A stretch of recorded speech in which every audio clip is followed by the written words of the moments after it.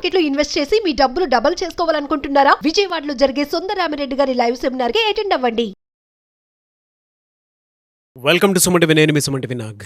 Saif Ali Khan Bollywood star hero. అతనికి సంబంధించినటువంటి news కనుక మనం చూస్తే రకరకాల కథనాలు చూస్తూ ఉన్నాము. పట్టుకున్న వ్యక్తి వేరొకరు అని చెప్పేసి, అంటే పోలీసులు పట్టుకున్నటువంటి వ్యక్తి వేరొకరు ఉన్నారు అని చెప్పేసి మాట్లాడుకుంటూ ఉన్నారు. ద సేమ్ టైం అతని విషయంలో కుటుంబంలోనే కొన్ని వాటికి సంబంధించినటువంటి కథనాలు అయితే వింటూ ఉన్నాము. అంటే ఇంట్లోనే అంతా ఉంది, బట్ బయట గుట్టు చెప్పటం లేదు. అండ్ దీని అంతటికీ కారణం సైఫ్ అలీ ఖానే అని చెప్పేసి కొంతమంది మాట్లాడుకుంటున్నారు. కొంతమంది ఏమో వీటికి సంబంధించినటువంటి కథనాలు కనుక మనం చూస్తే ఇంటి పని మనిషికి సంబంధించినటువంటి కొన్ని ఎఫ్ఐఆర్ అప్డేట్స్ ఏదైతే ఉందో వాటికి సంబంధించి మాట్లాడుకుంటూ ఉన్నారు. అయితే వీటికి సంబంధించినటువంటి వాటిలో కనుక మనం చూస్తే పూర్తి అప్డేట్స్ ఏంటి అనేది ఈరోజు మనతో పాటు హైకోర్టు అడ్వకేట్ అలగర్ రవీంద్రనాథ్ గారు ఉన్నారు. అది వారి మాట్లాడి తెలుసుకుందాం. Hello sir. హాండే నాగరాజ్ గారు. సార్, ఈ సైఫ్ అలీ ఖాన్ విషయంలో ఒక్కొక్క కథనం ఒక్కొక్క రకంగా వస్తుందండి. మనం కూడా కొద్ది రోజుల నుంచి దాని మీద అప్డేట్స్ ఇస్తూనే ఉన్నాం, మాట్లాడుకుంటూనే ఉన్నాము. ఇప్పుడున్నటువంటి అప్డేట్స్ ప్రకారం కనుక మనం చూస్తే ఏం సార్, అంటే ఏం జరుగుతుంది అని అనుకోవచ్చు అంటారు? మామూలుగా మన బాడీకి ఒక చిన్న గాయం తగిలింది అనుకోండి, ఎక్కడో చిన్న స్విచెస్ పడ్డాయి అనుకోండి, మామూలుగానే ఒక 5 కుట్లో 4 కుట్లో చిన్న యాక్సిడెంట్ జరిగినా, చిన్న ఇన్సిడెంట్ అయినా అట్లీస్ట్ ఒక 3 days 4 days హాస్పిటల్లో ఉంటాం. అయిపోయిన తర్వాత కూడా స్ట్రెచర్ మీద మళ్ళీ ఇంటికి వెళ్తాం. ఒకవేళ రికవరీ అయింది, బాగా తగ్గింది అని డాక్టర్స్ మనం ప్రిస్క్రైబ్ చేసిన తర్వాత. కానీ సైఫ్ అలీ ఖాన్ గారి విషయానికి వచ్చినట్లయితే మాత్రం ఏదైతే నిన్న ఆయన సాయంత్రం లీలావతి హాస్పిటల్ నుంచి ఆయన నడుచుకుంటూ బయటకు వస్తూ చూసిన ఇమేజెస్ ఏవైతే ఉన్నాయో, ఆ వీడియోస్ ఏవైతే చూసామో, కొంత మాత్రం డౌట్ రైజ్ చేస్తున్నారు. టోటల్ ఎంటైర్ డాక్టర్స్ కావచ్చు, సోషల్ మీడియా కావచ్చు, మీడియా ప్రతినిధులు కూడా కావచ్చు. ఎందుకంటే వెన్నుముకలో 2 నుంచి 3 అంగుళాలు ఉన్నటువంటి ఒక కత్తి విరిగిపోయి పడిపోతే దాన్ని మళ్ళీ వెలికి తీశారు. ఇది కాకుండా దేహం మొత్తం మీద కూడా 6 చోట్ల ఆయనకి గాయాలు జరిగాయి. వాటన్ని కూడా స్విచెస్ వేశారు.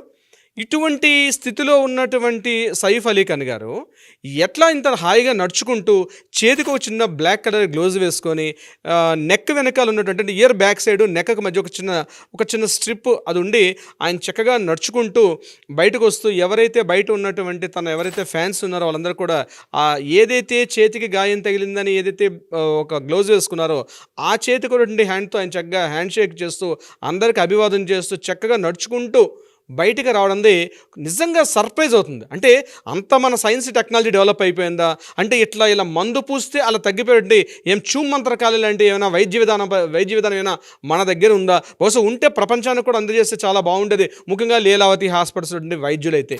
ఎందుకంటే వాళ్ళు చెప్పినటువంటి ప్రెస్ మీట్ పెట్టి మొదట మాట్లాడే మాటల్లో నిజంగా భయాన్ని కలిగించే, నిజంగా ప్రాణాపాయ స్థితిలోకి వెళ్ళిపోయారు, చాలా ఇబ్బందులో ఉంది. ఆయనకు జరిగింది January 16 నిన్న డిశ్చార్జ్ అయింది January 21. అంటే జస్ట్ విత్ ఇన్ 5 daysలో జరిగిన 4 days తర్వాత ఒక హ్యాపీ అంటే అది కూడా వెన్నుముకకి జరిగింది. మేము ఆయన వెన్నుముకకి సర్జరీ చేసామని కూడా డాక్టర్స్ ప్రత్యేక బృందం మేము పనిచేసామంటే ఒక స్పైనల్ కార్డు మీద ఒక సర్జరీ జరిగితే హ్యాపీగా ఒక ఆర్డినరీ పర్సన్ లాగా, ఏదో చేతికి 2 రోజులు ఫీవర్ ఉండి బయటకు వచ్చేసినటువంటి ఒక ఆర్డినరీ పర్సన్ లాగా నడుచుకుంటూ ఆయన బయటకు వస్తున్నట్టు ఏవైతే విజువల్స్ ఉన్నాయో ఎంటైర్ మీడియా మొత్తం కూడా సస్పెక్ట్ చేస్తున్నారు. దీని మీద బెంగళూరు నుంచి ఒక డాక్టర్, కార్డియాలజిస్ట్ డాక్టర్ గారు ఈరోజు సోషల్ మీడియాలో అంటే ట్విట్టర్ వేదికగా మాట్లాడారు. మా మదర్ కూడా సేమ్ అట్లానే చిన్న గాయం జరిగితే మేము స్ట్రెచర్ మీద పెడితే 11 days పాటు హాస్పిటల్ ఉండాల్సి వచ్చింది, బయటికి చాలా ఏ పరిస్థితి వచ్చారని కూడా ఆయన షేర్ చేసుకున్నారు. దీనికి సంబంధించి నిజంగానే ప్రతిదీ కూడా సస్పెక్ట్ చేయాల్సి వస్తుంది. సైఫ్ అలీ ఖాన్ గారి విషయంలో నిజంగా దాడి జరిగిందా, నిజంగానే 6 కత్తిపోట్లకు గురయ్యారా? ఇంకొకటి ఇంట్రెస్టింగ్ ఏంటంటే ఆయనకి సంబంధాల విషయాలు అంటే కావాలని మీడియాకి ఏమైనా లీకేజీలు ఇచ్చారా? ఎందుకంటే అక్కడ ఇన్సూరెన్స్ కంపెనీ ఆయనకి ఇన్ని లక్షల రూపాయలకి ఇన్సూరెన్స్ కూడా క్లెయిమ్ చేస్తున్నట్టుగా, అంటే అంత అవసరం ఏముంది అక్కడ? ఇప్పుడు ఇన్సూరెన్స్ కంపెనీ ₹1,00,000 క్లెయిమ్ చేసుకున్నారు, దాన్ని కూడా పేరుతో సహా ఇన్సూరెన్స్ కంపెనీ పేరుతో సహా బయటికి రివీల్ చేసి ఆయన ఎంత ప్రపోజల్ పెట్టారు, ఇంత మేము రిలీజ్ చేసామని చెప్పి ఆ కంపెనీ అధికారికంగా ఒక మనకి ఇన్సూరెన్స్ కంపెనీ నుంచి కూడా మనకు రావడం జరిగింది. అయితే ఇన్ని రకాల చూస్తుంటే ఇది ఏదైనా ప్రీ ప్లాన్డ్గా జరిగిందా, ఏదో తెలియనటువంటి కొన్ని జరుగుతుంది. ఇక్కడ పోలీసులు కూడా ఇది నెంబర్ 1 పాయింట్ మెడికల్గా ఆలోచిస్తే. నెంబర్ 2 మనం కాస్త డిపార్ట్మెంట్ వైపు, పోలీస్ డిపార్ట్మెంట్ ఆలోచిస్తే వాళ్ళు చూపించింది ఫస్ట్ ఏం చెప్పారు, మార్నింగ్ 2:33 6th floorలో ఎవరైతే ఆ స్ట్రేంజర్ దిగుతూ ఉన్నటువంటి ఇమేజెస్ చూపించారు. Okay, done. అక్కడికి తర్వాత 1 day తరువాత ఆఫ్టర్ 1 డే తర్వాత మళ్ళీ ఏం చెప్పారంటే ఆయన 4th ఫ్లోర్లో ఎక్కుతూ ఉన్నటువంటి ఇమేజ్ చూపించారు. అంటే ఈ 6th ఫ్లోర్కి 4th ఫ్లోర్కి ఇమేజెస్ అంటే డీకోడ్ చేయడానికి వీళ్ళకి 1 డే పట్టిందా పోలీసులకి? అంటే ఈ రెండు ఒకసారి చూడలేదా? అంటే ఒక్కొక్క ఫ్లోర్ ఒక్కొక్క రోజు చూస్తారా? ఇది కూడా డౌటే. ఇంకొకటి, ఇంత సెలబ్రిటీ, ఇంత ఒక నవాబు, ఇన్ని వేల కోట్ల రూపాయలకి అధినేత ఉన్నటువంటి ఒక వ్యక్తి, ఒక సెలబ్రిటీ, ఒక సినిమా నటుడు ఒక్కడే కాకుండా ఒక వేల కోట్ల రూపాయలకి వంశపారంపర్యంగా వస్తున్న ఆస్తులకి ఆయన వారసుడు, ఇంటి ముందు ఒక డ్రైవర్ లేకుండా, ఒక కామన్ మెన్ లాగా, ఇంట్లో అసలు భద్రత లేకుండా, భద్రతా సిబ్బంది లేకుండా, కేవలం మామూలుగా ఆర్డినరీ పర్సన్ లాగా ఇవాళ రేపట్లో చిన్నగా మామూలుగా వ్యాపారం చేసుకునే వాళ్ళు కూడా దీన్ని పెడతారు.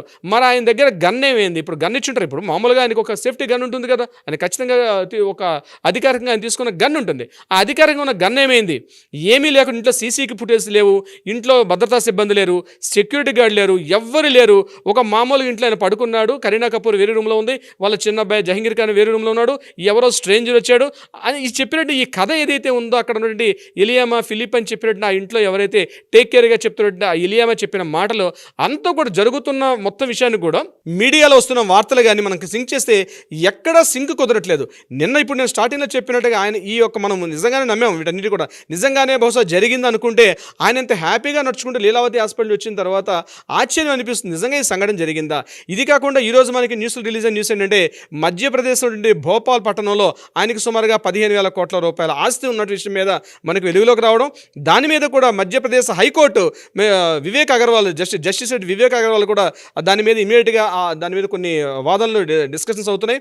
ఆయనకు ఉన్నటువంటి వంశపారంపర్యంగా ఆయనకు వస్తున్న ప్రాపర్టీ ఏదైతే ఉందో వీళ్ళు అటెండ్ కాకపోవడం, ఇవన్నీ కూడా చాలా డౌట్స్కి, చాలా స్పెక్యులేషన్స్కి, చాలా అన్టోల్డ్ స్టోరీ అంటామని చూస్తారు నాగరాజు గారు. అట్లా ఏదో స్టోరీ, ఒక హిడెన్ స్టోరీ ఏదో నడుస్తుంది.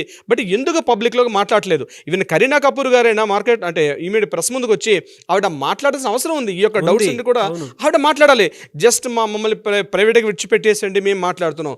ముందు ఈ న్యూస్ సంఘటన జరిగినప్పుడు ఏమన్నారు? కరీనా కపూర్ గారు ఇంట్లో లేరు, కపూర్ ఫ్యామిలీ జరుగుతున్న ఫ్యామిలీలో ఆవిడ ముందు జాయిన్ అయినారు.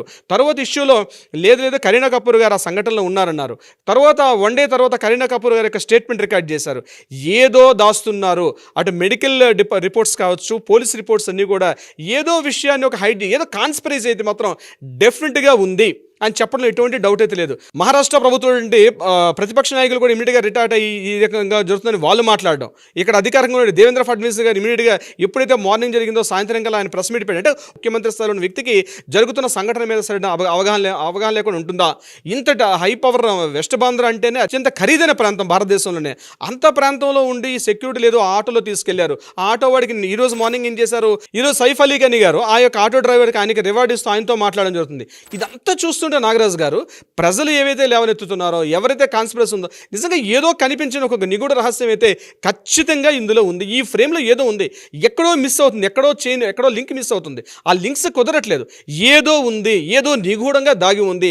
ఇదంతా డబ్బు కోసం జరిగిందా, లేదా కరీనా కపూర్ గారికి అదేవిధంగా ఇంట్లో ఉన్నటువంటి, అంటే కరీనా కపూర్ గారికి సైఫ్ అలీ ఖాన్ గారికి ఏదైనా వ్యక్తిగతంగా ఆస్తులకు సంబంధించిన గొడవలు అవుతున్నాయా, లేదా బయట ప్రచారంలోకి వచ్చినట్టు సైఫ్ అలీ ఖాన్ గారి ఇంట్లో ఉన్న పని మనిషికి సైఫ్ అలీ ఖాన్ గారికి ఏదో ఉన్నట్టుగా ఒక ప్రమాణం ఉన్నట్టుగా సంథింగ్ ఏదో జరిగింది సోషల్ మీడియాలో, అటువంటిది ఏమైనా ఉందా? లేకపోతే నిజంగానే ఆ ఇంట్లో పనిచేస్తున్న పని మనిషి యొక్క డ్రైవర్ ఇతనైనా? తర్వాత ఇంకొకటి, పోలీసులు సస్పెక్ట్ చేసిన వ్యక్తులు ఎక్కడ కూడా పోలికి వెళ్ళా, ఫస్ట్ చూపించిన ఒక వ్యక్తి ఇతను కాదన్నారు. తర్వాత ఇంకొక వ్యక్తి ఎవరో ఇయర్ ఫోన్స్ పెట్టుకుంటూ అక్కడ పర్చేజ్ చేస్తున్న ఆ పర్సన్ చూపించారు, ఆయన కూడా కాదన్నారు. తర్వాత అంటే ఇంత ఏదో లోకల్ పోలీసులు, ఏదో చూసారండి విలేజ్లో ఎక్కడో సింగిల్ ఒక ఎస్ఐ గారు పోలీస్ స్టేషన్లో వాళ్ళు కూడా బహుశా ఇట్లా మాట్లాడరేమో. నేనున్నట్టు యాజ్ బీయింగ్ అడ్వకేట్ నేను చెప్తున్నానండి. మామూలుగా ఒక పోలీస్ స్టేషన్లో ఒక ఎస్ఐ గారు ఉంటారు, ఒక 3 కానిస్టేబుల్ ఉంటారు. అంటే ఎక్కడో గ్రామీణ విలేజ్లో అవుట్ పోస్ట్లో పనిచేస్తుంటే వాళ్ళు కూడా చాలా ఎడ్యుకేట్ అయి ఉన్నారు, చాలా యాక్టివ్గా ఉంది. ఇంత టెక్నాలజీ, ఇంత నెట్ ఉంది, ఇంత ఫెసిలిటీస్లో అక్కడ వాళ్ళు పట్టుకున్న పర్సన్ మీద అవగాహన లోపం కనిపిస్తుంది. ఇంకొకటి, వీళ్ళు ఏదైతే ఇప్పుడు చెప్తున్నారో మహమ్మద్ అష్రఫుల్ అహ్మద్ అని చెప్పి ఒక బంగ్లాదేశుడు చెప్తున్నారు. తర్వాత ఏం చెప్పారు, అపోజిషన్ అడ్వకేట్ గారు మాట్లాడారు, ఎవరైతే నిందితుడు తరపునటువంటి అడ్వకేట్ గారు మాట్లాడుతూ బంగ్లాదేశీగా ఉన్నటువంటి వ్యక్తిగా ఆయన ప్రూవ్ చేసి ఆధారాలు పోలీసుల దగ్గర లభించలేదని చెప్పి ఆయన తరపున వాదిస్తున్నటువంటి అడ్వకేట్ గారు చెప్తున్నారు. ఇవన్నీ ప్రతిదీ డౌటే, ప్రతిదీ కాన్స్పిరసీ, ప్రతిదీ సస్పెక్ట్ చేయాల్సి వస్తుంది. బస్ ఏమిటి అన్నది అధికారికంగా సైఫ్ అలీ ఖాన్ గారు లేదా కరీనా కపూర్ గారు ప్రెస్ ముందుకు వచ్చి మాట్లాడితే తప్ప ఇవన్నీ కూడా తెలియని ఎన్నో మిలియన్ క్వశ్చన్స్ రైజ్ చేస్తూ ఇది ఉండిపోయే విధంగా ఉంది. నాగరాజ్ గారు, చూద్దామండి ఏ విధంగా ఉంటుంది అనేది. బట్ $1 million క్వశ్చన్స్ అయితే ఇందులో చాలా ఉన్నాయి. ఎందుకు అని అంటే, ఒక న్యూస్ కోట్ల మందిని అటెన్షన్ గ్రాప్ చేసింది. ప్రతి ఒక్కరూ కూడా అయ్యో ఆయనకి ఇది జరిగిపోయింది అనుకునేటువంటి ఆలోచనతో ప్రతి ఒక్కరూ ఆందోళన చెందినటువంటి విషయం కూడా మనం చూడటం జరిగింది. కానీ జరుగుతున్నటువంటి పరిణామాలు చూస్తున్నటువంటి అంటే మనం చూస్తున్న ఈ పరిణామాలు ఏవైతే ఉన్నాయో వాటి చుట్టూ ఏదో నాటకీయత జరుగుతూ ఉంది. ఏదో తెలియని ఒక కోణం మనకు కనిపిస్తూ ఉంది. ఏముంది, ఏ విధంగా ఉండే అవకాశం ఉంటుందనేది మాత్రం డెఫినెట్గా దీనికి సంబంధించినటువంటి అప్డేట్స్ మరికొద్దిసేపట్లో కానివ్వండి, లేదంటే మరికొద్ది రోజుల్లో ఉండే అవకాశం ఉందని మాత్రం భావించుతాం. అండ్ ఎనీవేస్ థ్యాంక్ యూ అండి. Thank you so much Ravindranath గారు. Thank you so much Nagaraj గారు.